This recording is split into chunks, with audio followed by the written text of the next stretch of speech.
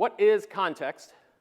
Here is the dictionary.com definition. What it means is it lets me know if a number is good or bad or high or low. It gives me something to compare to. It could be as simple as how we were versus last year, a simple index. You have to have something to compare to.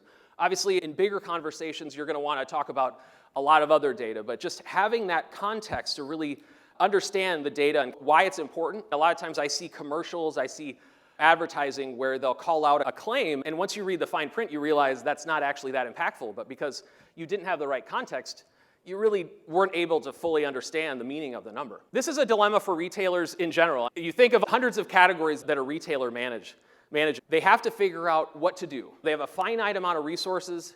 Which categories do I win on price? Which categories do I win on innovation or assortment?